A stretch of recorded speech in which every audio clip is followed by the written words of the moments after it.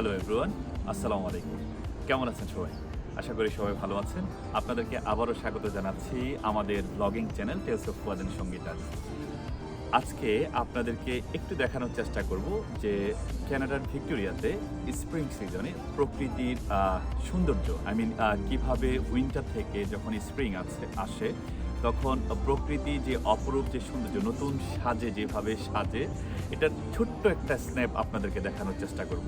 তাহলে চলুন আপনাদেরকে দেখাই আমাদের ভিক্টোরিয়ার স্প্রিং এবং পাশাপাশি গাছের যে সুন্দর ফুল এবং চেরি ব্লসম যেটাকে বলা হয় এটার ছোট্ট একটু সৌন্দর্য আপনাদেরকে শেয়ার করছি। চলুন তাহলে দেখি।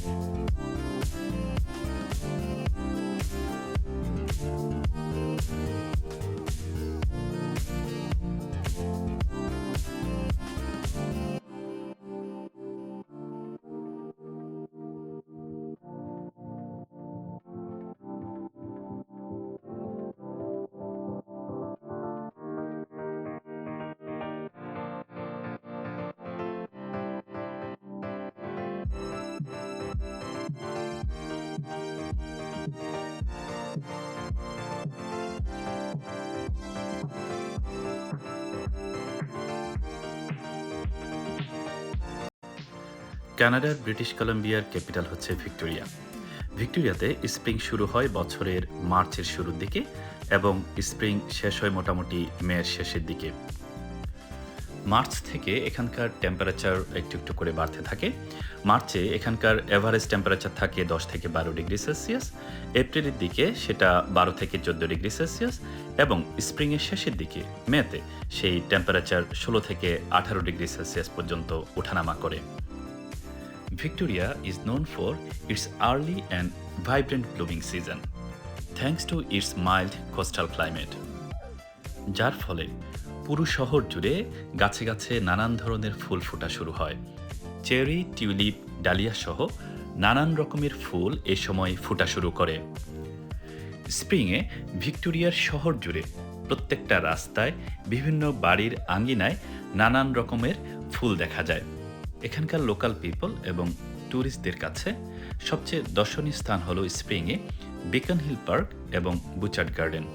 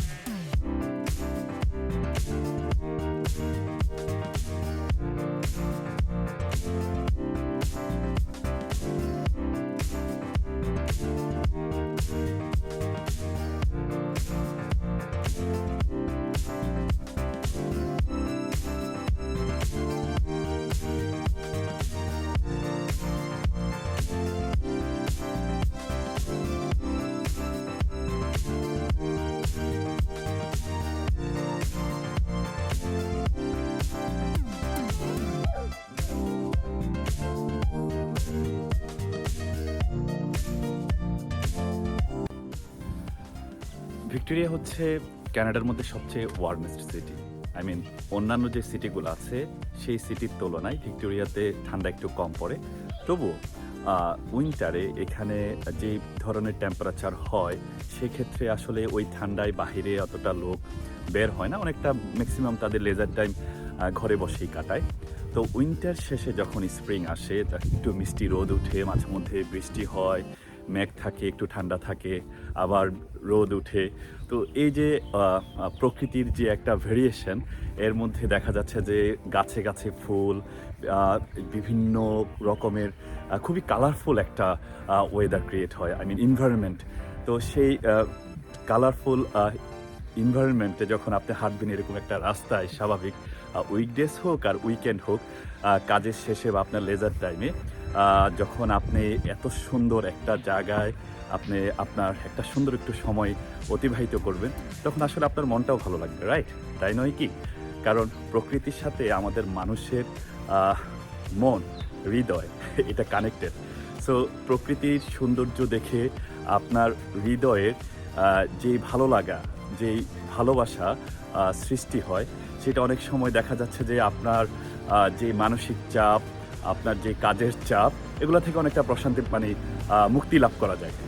তো স্প্রিংয়ে আসলে এই ধরনের অনেক কিছু কালারফুল আমাদের ভিক্টোরিয়াতে মানে ওই এনভায়রনমেন্ট দেখা যায়, প্রকৃতির সৌন্দর্য উপভোগ করা যায়, সেক্ষেত্রে আসলেই ভালোই লাগে।